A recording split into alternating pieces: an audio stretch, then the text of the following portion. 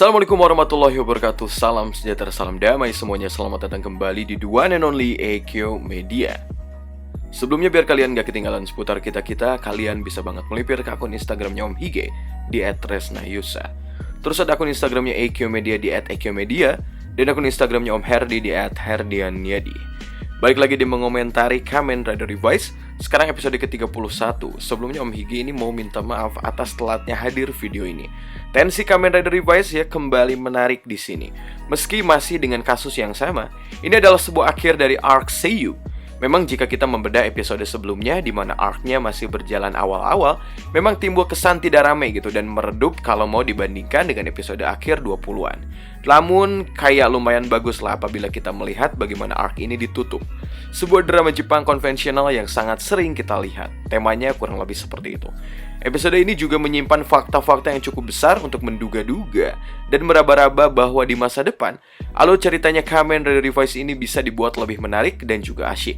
Tentang bagaimana Ikki bisa menjadi benar-benar orang asing yang hanya peduli tentang kebenaran.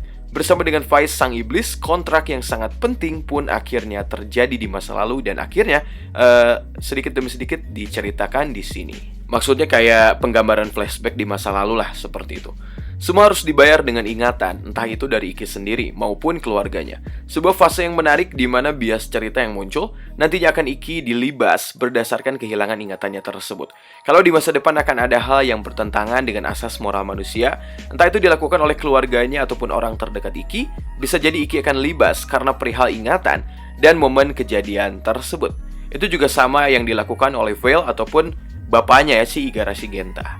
Proses Ikki yang terkena halusinasi adalah bagian dari kekuatan Rafflesia Deadman, Rafflesia Vice Stem. Sebetulnya kalau se-overpower ini, Om Hige jadi berpikir alangkah bijaknya dan baiknya digunakan sebagai bahan level up menarik ke depannya. Di mana user Rafflesia seharusnya adalah bagian dari boss yang cukup sulit gitu. Temanya bagusnya seperti itu ya. Karena kemampuan Vice Stem-nya yang dapat melakukan edit dan atur ingatan ataupun momen membuat orang yang terkena imbasnya tidak bisa keluar dari proses ilusi ataupun halusinasi tersebut. Ini overpower gitu. Kalau memang diniatkan untuk dikembangkan. Sayang aja kalau cuma sampai di sini. Bahkan pengembangannya cuma sampai level 1 Deadman aja. Meski emang kuat banget base-nya, masa di akhir harus dilawan Form Thunder Gale gitu sama Holy Life sekaligus. Kita lihat aja bagaimana kemunculan Deadman lain yang memang Vice Stem-nya jadi berkali-kali lipat lagi kuatnya gara-gara kehadiran fase sempurna dari Gifu sama. Saat ini Gifu ini memang belum keluar gitu dari altar ataupun singgasananya. Saat proses halusinasi terjadi, di sana keluarga Igarashi yang sontak kebingungan ini bertanya gitu akan fenomena ini sebetulnya terjadi apa gitu. Di sana ada Tamaki yang ditanya-tanyai perihal identitas dan kekuatan sebetulnya dari Rafflesia Deadman. Di sana Tamaki tidak terlalu tahu tentang Deadman berbasis tumbuhan. Subaru Kimura yang hadir di sana juga memang sudah mencurigakan semenjak pertengahan episode kemarin terjadi. Dan memang ia adalah pengontrak dari Rafflesia Deadman tersebut. Ini yang keren dari arc ini adalah bagaimana Subaru memang tidak bisa mengendalikan bagaimana laju dari monster tersebut. Kedua adalah kayak alasan gitu, ia kenapa mengkontrak ini. Sebetulnya bisa kita terima banget gitu, karena Subaru hanya ingin fitur dari Rafflesia Deadman aja gitu. Dimana karir dirinya sebagai pelatih juga buyar sebegitunya karena ketidakfokusan dia juga dahulu. Terutama saat kasus Ikki yang membuat Koji cedera. Memang kalau kita lihat sekilas ya, ini kasus kayak sederhana dan kayak apa sih gitu. Saling ketidakmengertian sahabat remaja aja gitu. Sampai bikin Deadman segala gitu. Tapi Hantaki no Shita membuat jalannya sendiri dengan membuat ini seakan rumit dan penuh penghayatan dalam episode ini. Ya gimana ya, menurut Om Hige sih boleh lah gitu. Tetap seru kok gitu, oke lah. Lebih seru dari episode di mana mereka membuat film dokumenternya Hiromi. Flashback sedikit, singkat kata Subaru ini adalah pelatih sepak bola inti dari SMA Kitase. Ia membimbing siswa seperti Ikki dan Koji, beserta yang lainnya juga gitu. Suatu hari selama latihan yang dia selenggarakan, Ikki secara nggak sengaja melukai ataupun mencederai Koji secara parah. Koji lalu ke rumah sakit gitu dan divonis nggak bisa lagi main bola secara profesional. Subaru poin di sini adalah sebuah pengakuan gitu bahwa peristiwa ini semua yang membuatnya merasa bertanggung jawab lebih karena telah merampok masa depan kedua pemuda berbakat tadi, yakni Ikki dan juga Koji. Yang keduanya akhirnya tidak bisa menjadi pemain sepak bola profesional. Koji yang terus tergerus sifat dan kekecewaan dalam terhadap Ikki, dan Ikki yang memang melupakan satu demi satu momen penting dalam hidupnya. Lumayan kompleks kalau kita gariskan poin masalahnya di sini. Semua halusinasi yang muncul di sini adalah pasca kejadian yang meregangkan mereka, si Koji dan Ikki.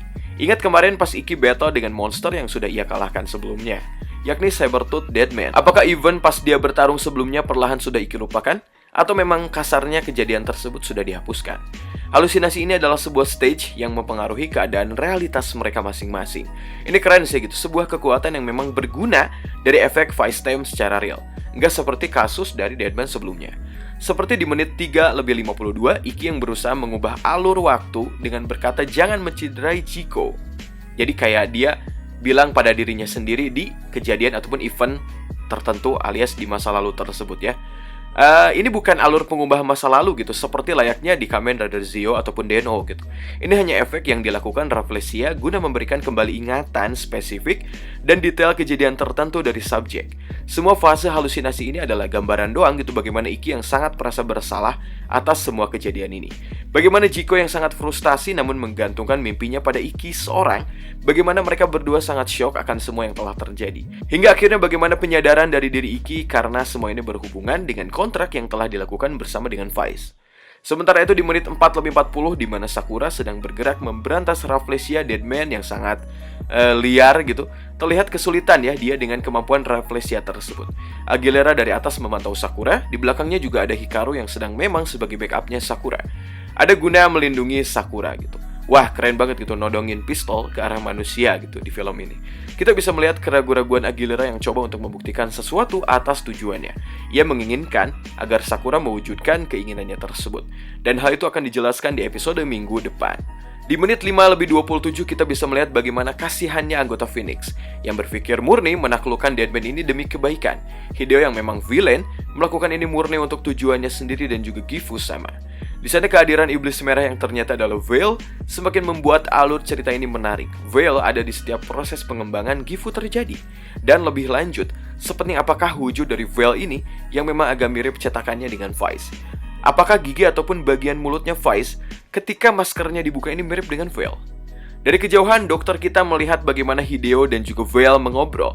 Meski si dokter tidak bisa melihat wujud dari Veil, Veil adalah iblis tingkatan tinggi yang bisa gonta-ganti dan balik user sesuai dengan hatinya gitu, sesuka hatinya aja dia.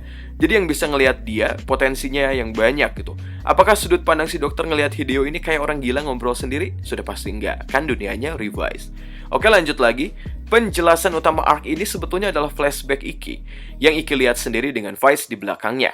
Nah, meski saat itu pun Vice iba atas apa yang terjadi dengan kisah Ikki, sementara itu kombi Sakura dan Jin juga nampaknya kewalahan ya di lain sisi gitu, dengan kekuatannya si Rafflesia Deadman tadi, yang pandai banget memberikan ilusi-ilusi, serta semerbak bau busuk yang dia gunakan untuk melakukan serangannya. Di menit lagi ya, 8:35 gitu, menit 8:35 ini Daiji menyadari bahwa Koji bukan dalang dari Vice Time tersebut. Jadi bukan semena-mena Koji menghajar Ikki. Atas dasar kejadian tersebut, Koji di sana juga masuk ke dalam ilusi halusinasi bersama dengan Ikki. Karena yang memang gitu mereka adalah objek utamanya. Lantas kenapa Vice di sini masuk ke dalam halusinasi? Ya karena itu iblisnya Ikki dan memang bagian dari Revise dan memang mengetahui juga event kejadian di masa lalu tersebut. Menit 10:39 adalah di mana Vice meminta maaf atas efek dari kontrak tersebut. Ini menarik. Meski Ikki berkata tidak apa-apa gitu karena memang ia yang ingin melupakan semuanya, termasuk apa yang sudah terjadi dengan kejadian di masa lalu. Menit 11, Koji alias Jiko lalu hadir. Fase meminta maaf agar halusinasi ini juga berakhir. Di screen time yang lain di mana Sakura malah terkena serangan ilusi Rafflesia, jadi menyerang tak tentu arah gitu sebelum datangnya Daiji di sana. Di menit 14, proses berbaikan dan menye-menye antara Jiko dan Ikki berjalan baik, di mana mereka satu sama lain sudah tidak saling malu dan terbuka perihal kesalahan masing-masing. Ketika sudah berbaikan ataupun tujuan dari si objek selesai, halusinasi lalu menghilang. Meski keributan dari monsternya tetap ada dan menguat, ini hanya efek kecil aja. Bayangkan efeknya bisa jadi meluas seperti ini hanya karena kelakuan Deadman fase 1. Keren sih. Cuma seharusnya level selanjutnya ada gitu ya, meski emang gak ada kontrak lanjutan dari Subaru sih. Karena tujuan Subaru bukan untuk menjadi jahat ataupun tujuan kepentingan dirinya sendiri gitu. Ini tujuan baik lah gitu. Hanya untuk memanfaatkan kekuatan si monster Rafflesia Deadman. Ini konsep yang cukup keren gitu bagiannya di sini. Jadi melakukan media yang jahat untuk hal yang sangat baik. Hoodie-nya Subaru Sang itu kayak mulutnya Vice ya. Di sana Subaru berkata bahwa Kou bisa membangkitkan ingatan masa lalu dengan kekuatan Vice Stem Rafflesia. Itu adalah misi penebusan dosa untuk anak didik terbaiknya. Ia merasa sudah merenggut mimpinya Ikki dan juga Koji. Scene lalu dilanjut dengan Subaru yang meminta Zico untuk menggantikan perannya dalam seiyuu anime tertentu. Di sana ada si cantik Itomiku alias Rovkov, dan satunya kayak seiyuu sepertinya, maaf kalau salah ya, kayak Ryo Horikawa gitu. Kalau nggak salah ya, yang pernah di Dragon Ball. Cantiknya Itomiku tersaji dalam beberapa screen time. Sayang banget sih cuma hadir di episode ini gitu. Selepasnya nggak ada. Meski nyatanya tetap ada suaranya dalam Rovkov, tetap aja kesannya berbeda. Om Hige ingin gitu ada human formnya Rovkov gitu kalau bisa ya. Meskipun kalau kita dengar nggak ada intonasi bagus dari si Koji, suara biasa doang, timpang dengan suaranya si Bapak Horikawa ataupun Itomiku yang emang sangat pro di sana. Melihat revive Thunder Gale ya kemudian bertarung memanglah epic, cuma gila aja Thunder Gale udah keluar jurus beragam sampai finalnya cuma ngelawan Deadman fase pertama, mana dibantu Daiji. Agak gimana gitu, bersusah payah melawan monster yang masih level pembukaan doang. Memang ini adalah kebangkitannya dari Gifusama gitu, jadi kayak kekuatannya diwariskan secara langsung oleh Gifusama yang sudah fase yang sempurna gitu. Tapi tetap aja gitu, gimana pas level nantinya gitu. Ending di episode ini diakhiri dengan baik memang, menutup arc perseiyuannya di revise ini. Ending yang membuat semua ini bisa lebih baik, kenyataan kontrak yang membuat Ikki menghilang dari keberadaan dan kenangannya. Di sini dijelaskan gitu ya lebih detail. Kenapa foto Ikki menghilang?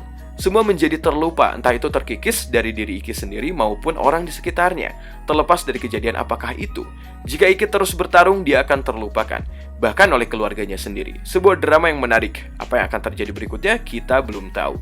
Di minggu depan adalah bagian fokusnya Sakura dan juga Aguilera. Akan seperti apakah ke depannya? Oke guys, terima kasih ya. Silakan ditulis di kolom komentar. Terima kasih juga telah menonton. Wassalamualaikum warahmatullahi wabarakatuh.